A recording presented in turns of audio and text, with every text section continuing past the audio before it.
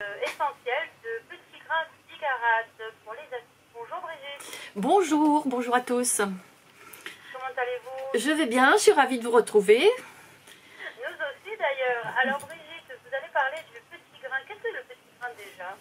Alors, on appelle petit grain la distillation des branches, des petites branches et des rameaux des agrumes, en fait, des plantes qui sont des agrumes. Donc, petit grain bigarade, ce sont les rameaux d'un oranger bigarade. Donc, cette particularité, c'est un oranger qui produit des oranges amères, qui ne sont pas bonnes à consommer comme ça, comme fruits, et par contre qui sont excellentes pour fabriquer des rhums arrangés déjà, et puis d'autres liqueurs.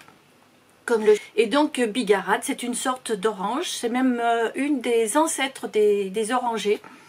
Une orange amère, délicieuse également en confiture. Il en pousse à La Réunion, j'en connais de beaux spécimens. Je me rappelle à Sillaos, un jour j'étais là et j'ai ramassé beaucoup d'oranges et qui ont fait de la très bonne confiture. Voilà un petit peu une présentation de cet oranger bigarade. Les bigarades, c'est un petit peu comme les kumquats ou les petits mangas? Ah non, non, c'est la grosseur d'une orange normale. Ça a la grosseur d'une orange normale et ça a l'aspect d'une orange normale. Par contre, c'est acide amer. À consommer comme ça à la main, c'est pas bon. D'accord, c'est soit il faut le cuisiner, soit Voilà, soit en confiture, soit en jus, c'est possible ou pas? c'est pas très bon en jus non plus. Hein. C'est plutôt pour de la confiture ou pour faire des rhums arrangés, pour faire des boissons alcoolisées ou pas, enfin pour faire des boissons. Comme je disais tout à l'heure, bien sûr, à consommer avec modération. L'alcool, bien sûr, toujours. Et donc, parlons-en justement du petit grain bigarade pour les huiles essentielles. Voilà, en termes d'huile essentielle, donc pour obtenir ce petit grain bigarade, on va distiller les rameaux des plantes, donc les pointes avec les jeunes feuilles, et puis parfois il y a des petits fruits aussi qui se trouvent avec, donc on distille tout ça. Et ça va produire une essence qui a un parfum, un goût aussi assez vert, assez boisé, on va dire.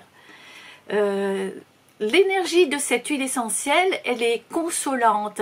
C'est une essence qui accompagne la recherche de soi-même. Elle reconnecte à sa propre essence. Donc c'est vraiment une très belle huile essentielle. Et si on l'a choisie aujourd'hui ensemble, Maya, c'est parce qu'on a dit il nous faut quelque chose pour calmer le stress, l'angoisse, l'anxiété. Et donc voilà une très belle huile essentielle pour ça. Son odeur est très bien acceptée par les messieurs qui n'aiment pas toujours les odeurs trop fleuries. Donc c'est un parfum qui peut convenir à tout le monde. Les dames, les messieurs, il n'y a pas de souci. Elle entre assez fréquemment dans les préparations de parfums pour les messieurs. Surtout que la fête des pères approche. Voilà, donc je ne l'ai pas en fait en mémoire, mais éventuellement je peux la donner, comment dire, par message. Une préparation justement pour faire un parfum pour homme. Je vous la donnerai tout à l'heure. Et puis ça peut être accompagné bien sûr avec un adulte, des adultes, les enfants peuvent préparer ça pour justement donner à leur papa pour la fête des pères, pourquoi pas? Voilà, de toute façon, oui, accompagné d'un adulte, parce qu'on manipule pas les huiles essentielles, enfin les enfants ne manipulent pas les huiles essentielles seuls. Mais à savoir que chaque flacon maintenant est toujours préservé par ce qu'on appelle un styli-goutte, c'est-à-dire un petit bouchon en matière plastique qui permet de laisser passer une goutte à la fois. Donc c'est un petit peu moins dangereux. Sinon, ça peut être dangereux de consommer trop d'huile essentielle à la fois. Si les enfants buvaient de l'huile essentielle, c'est déjà ça brûle, c'est très agressif. Et puis ça peut être dangereux. Donc c'est une puissante harmonisante sur le plan affectif. Donc c'est une huile essentielle qui protège, c'est une huile du cœur en fait. Elle apaise, elle protège, elle rassure les cœurs blessés et solitaires, dit-on. Mais c'est également, donc comme je disais tout à l'heure, une très très bonne huile essentielle qui va apaiser le stress, l'anxiété, la mélancolie également. Et donc par conséquent, elle va favoriser le sommeil. Donc elle est très intéressante pour les personnes qui ont des difficultés à dormir. Donc si je veux m'en servir pour dormir, pour m'apaiser, je dois faire comment en fait avec ça? Alors, pour favoriser le sommeil, je sais qu'on a parlé de la diffusion, donc vous pouvez déjà diffuser cette huile essentielle dans la chambre. toujours préférable de diffuser au moins un quart d'heure, 20 minutes avant d'aller se coucher. Donc ça c'est déjà une chose. Ensuite c'est intéressant d'en placer une fraction de goutte sur le poignet. Alors quand je dis le poignet, c'est les deux poignets. Le point d'acupuncture se trouve à 3 doigts du pli du poignet. Donc c'est sur la face interne. Évidemment, vous ne me voyez pas à la radio, c'est pas possible. Mais sur la face interne du pli du poignet, vous placez une fraction de goutte sur chacun des poignets. Et puis vous mettez vos mains un petit peu devant le visage, mais pas trop près, ce qui vous permet de respirer sans être agressé. Donc cette opération, vous pouvez la faire bien sûr dans la journée. Rappelez-vous toujours qu'avec les huiles essentielles, comme avec beaucoup de remèdes de prévention, c'est toujours préférable de les utiliser avant d'être dans le problème. Donc si vous avez de la difficulté à dormir, c'est déjà en milieu d'après-midi ou vers 17 h que vous pouvez commencer à utiliser l'huile essentielle, à la respirer et à la placer éventuellement sur votre poignet, mais également au niveau du plexus. Je pense que beaucoup de personnes savent où est placé le plexus solaire. C'est dans le creux, en haut de l'estomac, sous les côtes. Donc ça aussi, c'est un très bon endroit pour la diffusion, puisque ça va calmer du point de vue physique, mais également les vapeurs vont monter au nez, aux narines, mais sans agression, sans être trop fort. Donc voilà ce que vous pouvez faire. Également pour les personnes qui se réveillent pendant la nuit, eh bien gardez le petit flacon à portée de la main et mettez à nouveau une petite fraction de goutte pour respirer à nouveau. Et à ce moment-là, vous respirez lentement, surtout vous expirez profondément et vous allez retrouver le sommeil. On vous retrouve tout à l'heure pour la deuxième partie des astuces à 17 h. D'accord. Et par contre, là, on va parler d'oranger, c'est ça? On parlera d'essence d'orange, d'essence d'agrumes. Et je vous prépare donc la recette justement pour la fête des pères, là, pour préparer le parfum pour hommes. D'accord? Donc on vous dit à tout à l'heure et merci beaucoup. À tout à l'heure.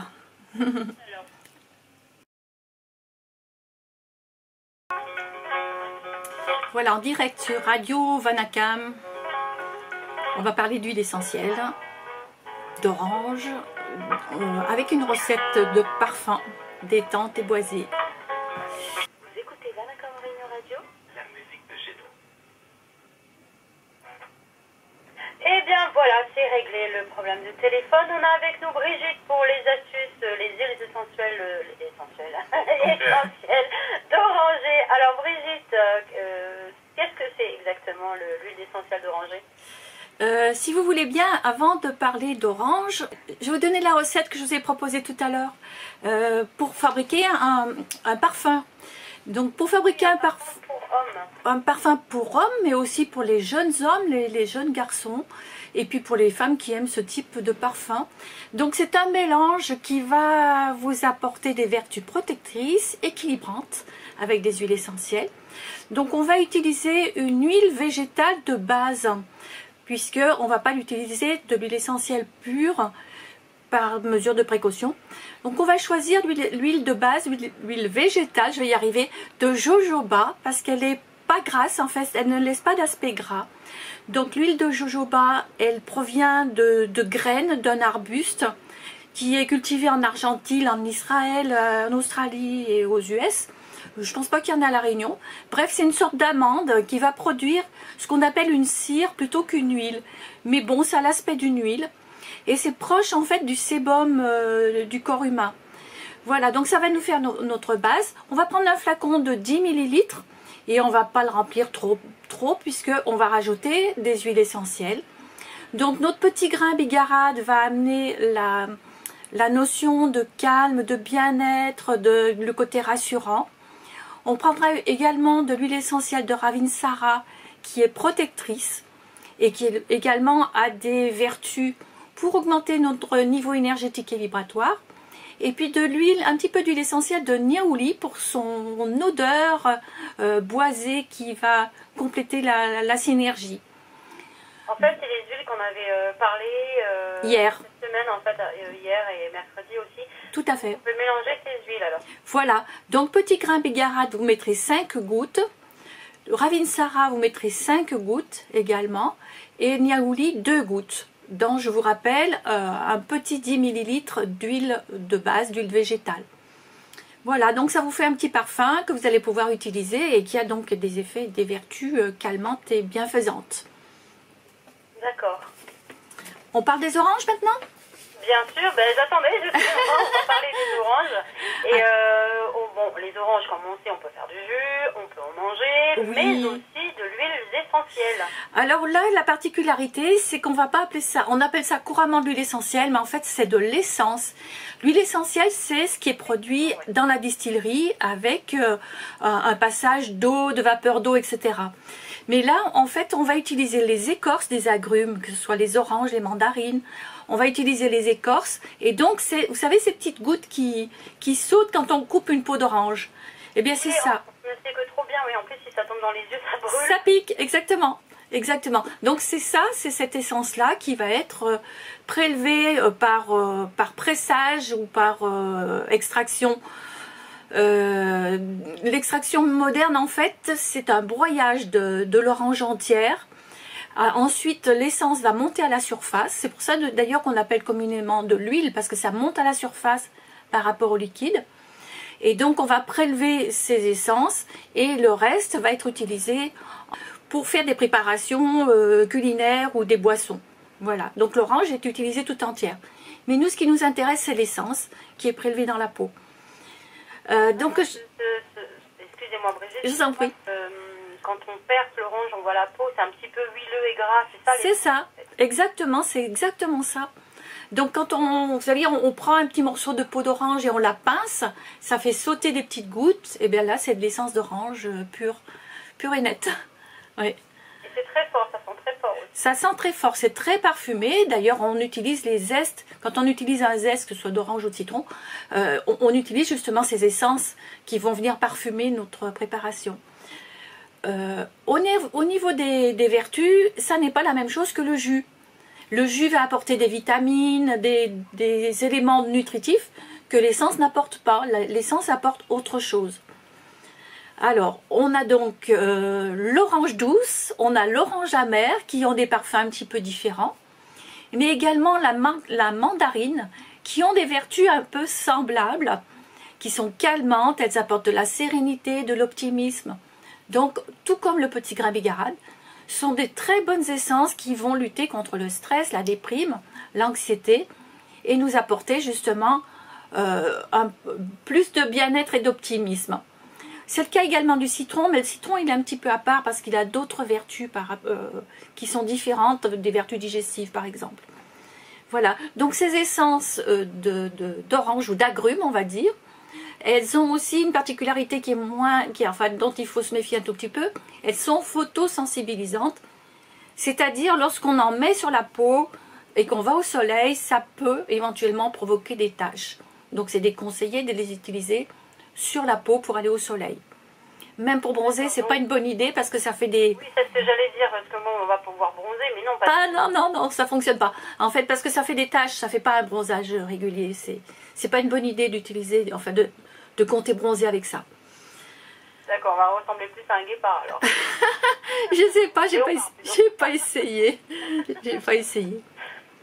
Et donc, quels sont les bienfaits, comme vous dites tout à l'heure, de cette huile essentielle? Il y en a beaucoup. Oui. C'est surtout qu'elles sont calmantes, elles apportent une sensation de douceur, elles tempèrent les émotions, elles donnent la bonne humeur, l'optimisme. Et puis donc, par conséquent, quand on est plus calme, on peut dormir plus facilement. On est moins stressé et on retrouve le moral en fait. Voilà à quoi elles servent.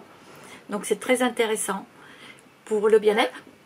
Oui. D'accord Brigitte. Donc tout à l'heure vous nous avez donné la recette d'huile essentielle d'oranger pour la fête des pères, pour les papas.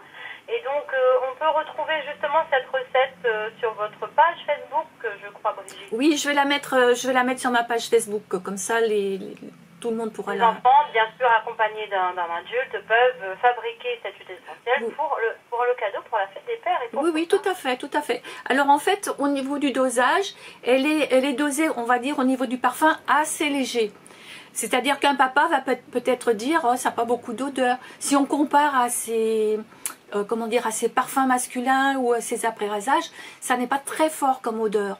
Donc ça sera facile. Ce serait facile de rajouter éventuellement une goutte ou deux supplémentaires pour corser un petit peu le parfum. Pour un papa qui voudrait quelque chose de plus corsé. D'accord. Brigitte, merci beaucoup. On vous a eu toute cette semaine pour les huiles essentielles. On peut vous retrouver sur votre page Facebook, bien évidemment, oui. Les huiles essentielles de Brigitte Fumagalli. Alors, la page Facebook, c'est Huile essentielle 974. Oui, voilà, huile essentielle 974. Et puis vous avez aussi un livre, je crois, sur les huiles essentielles. Alors le livre s'appelle Huile essentielle, l'âme des plantes aromatiques qu'on trouve en librairie de partout. Il a connu 2 éditions, une première auto-édition et une deuxième édition qui est faite par Orphi, les éditions Orphi. Et d'ailleurs demain, si vous voulez me rencontrer, je serai au centre culturel à Saint-Leu, au portail à Saint-Leu, tout l'après-midi, pour des dédicaces, pour discuter un petit peu si on veut. Et puis j'apporte un jeu des senteurs. J'ai 3 petits flacons à vous faire respirer et vous faire deviner ce qu'il y a dedans. Voilà. Merci beaucoup Brigitte pour ces informations. Donc si vous voulez retrouver Brigitte sur sa page Huile essentielle 974, dans quelques minutes nous allons retrouver la météo, puis les insolites du monde, l'inforoute et bien sûr les nouvelles des DOM. On fait une courte pause musicale et on se retrouve dans quelques minutes.